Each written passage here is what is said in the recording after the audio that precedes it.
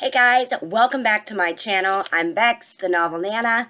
I'm in a much better mood today, guys, and I kind of wanted to share with you guys older versions of my story so you could see my struggle. So right here, I have one of the older versions of chapter 1. Now, in the beginning, my story was actually told from the point of view of a dead girl. And this is where I think I might have went wrong because I didn't quite know how, to tell a story from the point of view of someone that is deceased. I mean, you can't really write it in first person, or at least I didn't know how, because it would be past tense. And then another version, I had her as a ghost, and in another version, I had her just walking around in the afterlife, trying to learn how to communicate with one of the girls who had been taken in the present day. So again, I'm going to just dive in here and kind of show you what I've been working with. As I said, this is one of the way back when earlier versions. It's changed so much since then, and she's not dead anymore. So anyway, let me see if I can read a little bit of this to you, and maybe you'll understand then why I've been having so many issues, because this was the original first chapter, and I don't know why I keep looking down, guys. I'm sorry about that. So anyway, chapter 1. Being dead has its perks. Don't get me wrong. The idea of being dead still sucks rotten eggs, but knowing what I know now makes it suck a little less. When I was alive, I'd had enjoyable moments, happy times, but the majority of my memories are riddled with pain and confusion, anger and regret. That's just so bad, guys. I'm going to skip over a couple of pages here. Oh my goodness. It was total junk. So as you see, I just flipped like 5 pages worth. Okay, let's see. At this point in the story, the earliest version, it was her in the afterlife, and she was being allowed to glimpse in to not only her story, but kind of like outside of time, the bigger picture of where her chain or her link went into the bigger chain picture. I don't know what I'm trying to say. You guys get what I'm saying, right? Like her like spot in the bigger picture. So anyway, in this older version, she was allowed to travel back and forth within her timeline, but then she could also step into the present timeline and see how she was connected to the girls in the present day story. Anyway, a lot of that's changed and it's been scrapped several times. But anyway, I'm going to read it from here. Okay, so I remember me at 15. I was out on the streets. Man, those days were tough. Seriously, anyone who has ever woke up smelling like piss after sleeping in a bus terminal, or who has had to flick maggots off of their dinner retrieved from a dumpster, knows exactly what I'm talking about. I remember having to rely on the kindness of passerbys on the streets just for enough change to wash my filthy clothing at the nearest Soak and Suds building. That was an unfortunate time for me. In my life, that still makes me feel bouts of shame and sorrow. It had been rough living on the streets. In all honesty, though, you don't actually live on the streets as much as you learn how to survive on them. At least the fortunate ones do. I will say that I found the strength that I never knew I had possessed, until I realized that being weak wasn't an option. That's when I found out how strong I could be. The discovery had been the only thing that had kept me alive back then. The streets were no child, but I remember this age and how strong my convictions were, and feeling that even at 15, I would rather take my chances on the street, barely surviving, than be back at home, slowly dying. And I was a brave kid, but I can remember being a ticking time bomb. I knew that it was only a matter of time before I would break my mother's heart when I or my stepfather would be forced to leave her life by means of a body bag. Because if I had stayed even one more minute under the same roof as him, that's how it would have ended. If I had stayed, despite the abuse that I was suffering, I would have been utterly decimated. I would have lost myself completely and become someone that I didn't even recognize in the mirror. Even though Mom believes that her finding him was fate, it would have proven to be fatal for me. So, anywho, there's so much more to this. It's just such a mess. Anywho, my point is, okay, there we go. Not so bad. So you guys kind of understand why I've been struggling, or at least I hope you can see that now, why I've been struggling so much with the first couple chapters of my story, and it's because they've changed so much, and not just the words being changed, but the character is no longer dead. My original story, like I said, I had her as a ghost, or looking back on her life through the afterlife process, like, if that makes any sense. I don't know, but anyway, so that was just a little snippet of the older version. And like I said, there's probably like 40 versions of the older story. So my issue, I guess, what I'm having now is that I can't really figure out how to tell the story because my main character is no longer dead. And all the stuff that I had written, in the past, she was deceased and she was a ghost. And I was trying to have her interact with the girls that had been taken in this time period, or in the time period of the book anyway, the present time in the book. But anyway, it was not making any sense, like to have her be dead and try to write her in the present tense because she's dead. It seemed, I don't know, I was just really confused about how to make it, her past tense because she's dead. So anything that she was saying about her life would have been in past tense because, obviously dead. But any time that she would try to interact with the girls was happening in the present and in the here and now. So when she would speak, or her dialogue, even in her own mind, like her own thoughts were in the present time. So anyway, it just made it really super hard.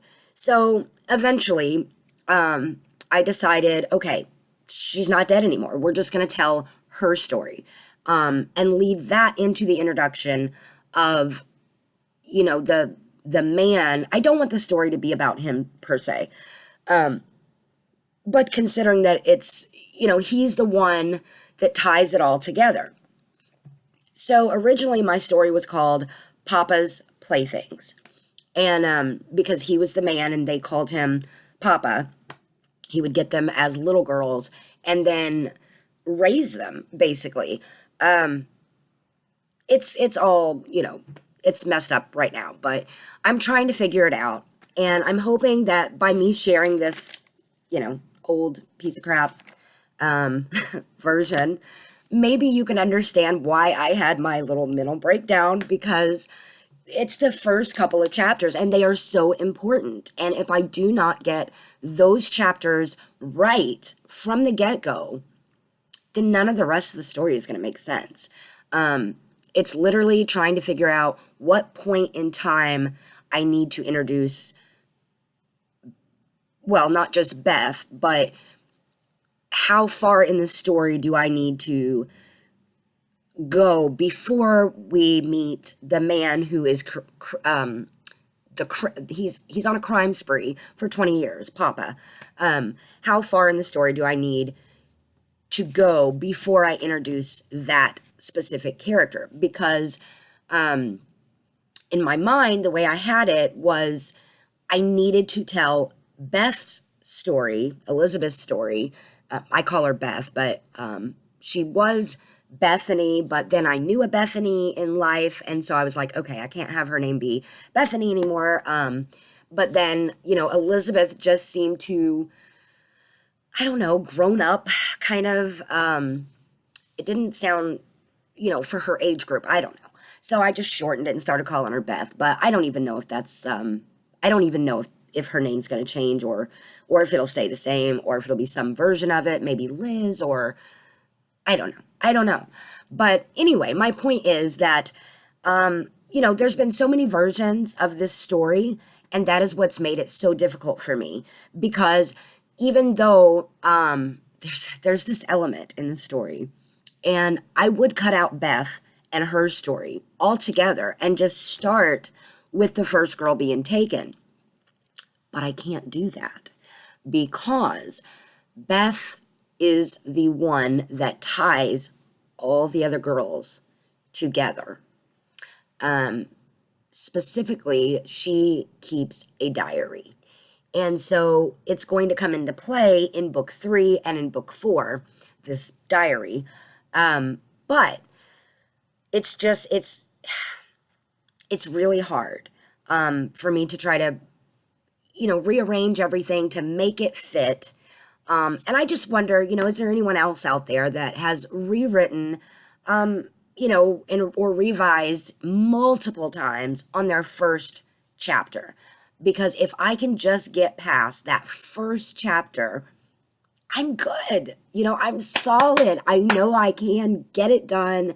I know the story will make sense. It's just getting past that first opening image. It's that first introduction to the character and her life, and, the problem that presents itself. And then her, kind of internalizing how she's going to process that information. What is she going to do about her situation, if anything?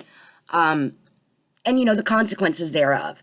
And I know that will set her off on the right path in her journey, with the plot beats being all, in line like they're supposed to be.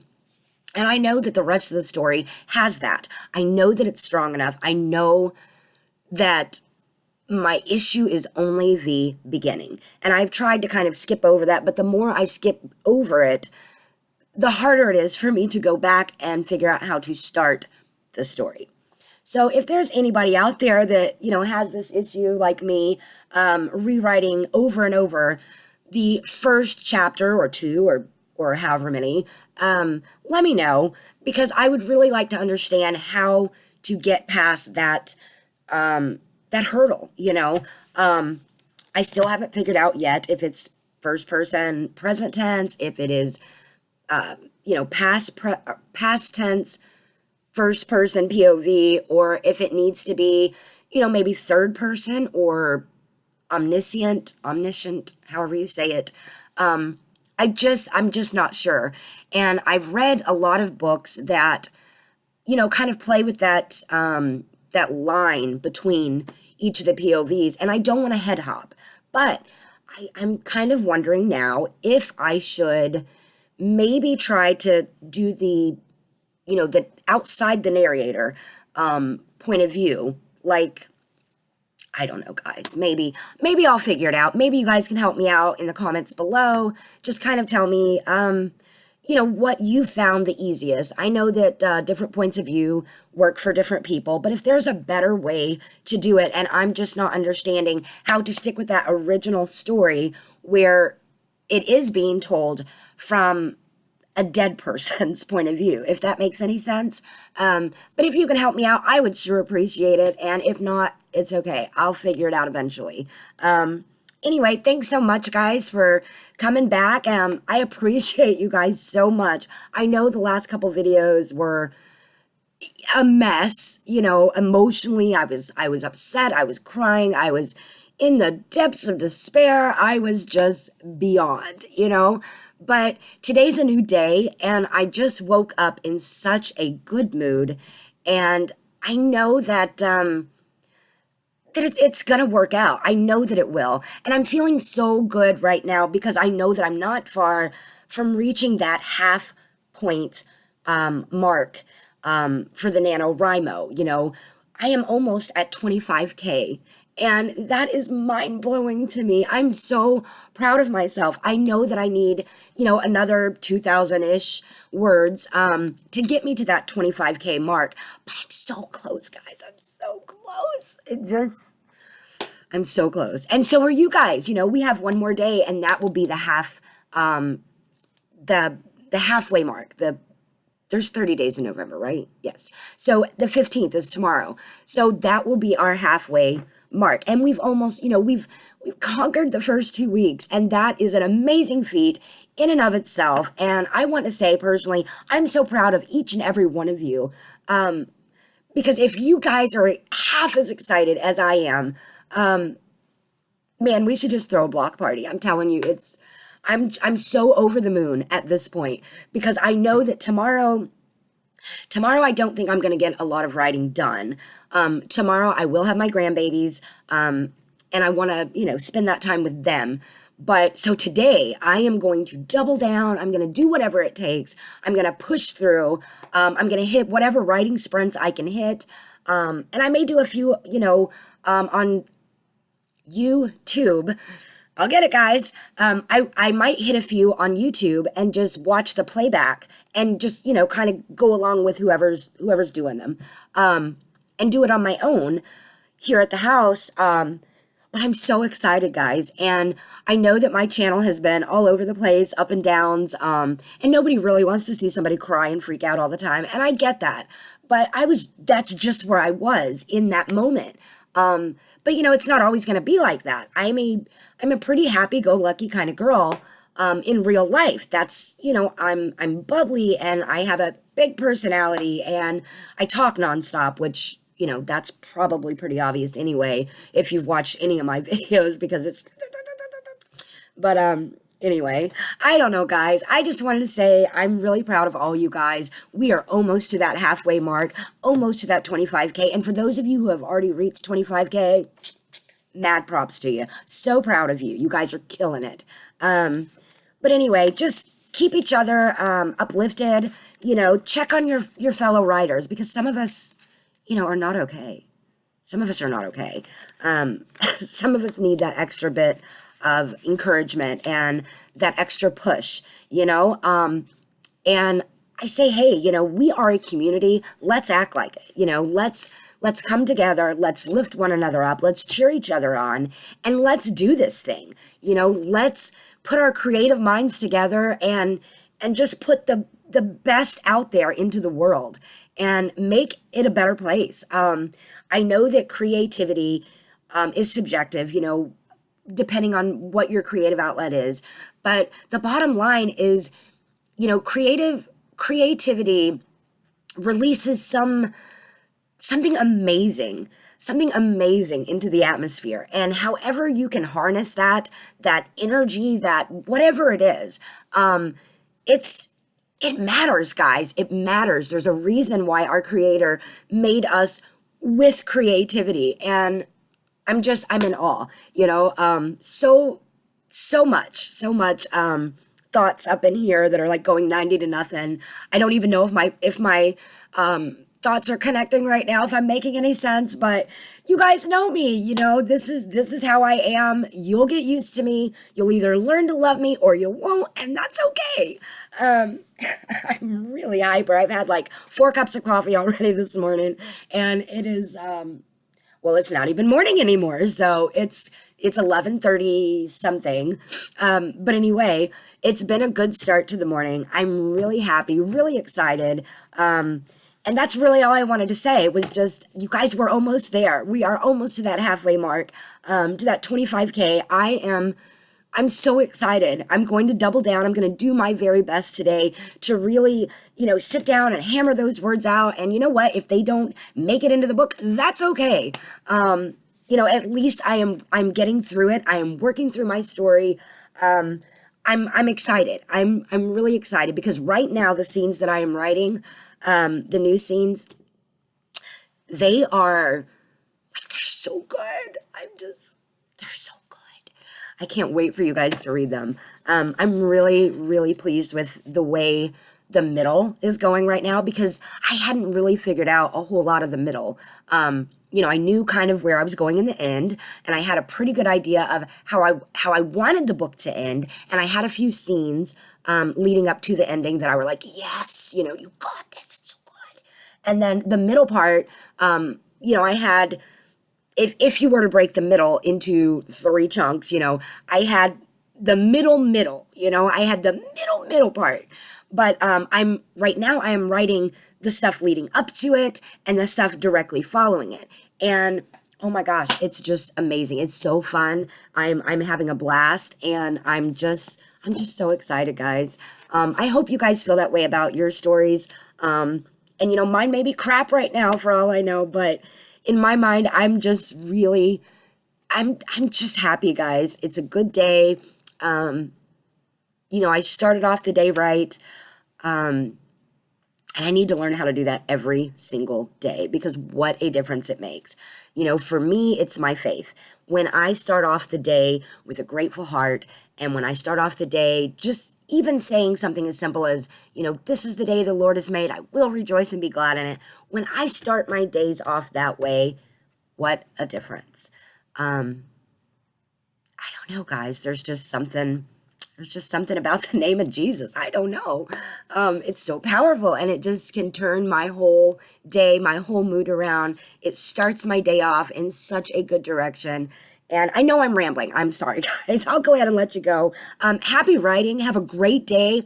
You know, get those words in, get that story told. I'm so proud of you guys. I'm so proud of all of us right now. I'm just going to shut up. You guys have a great day. Bye. And I'll see you in the next video. Okay. Happy writing.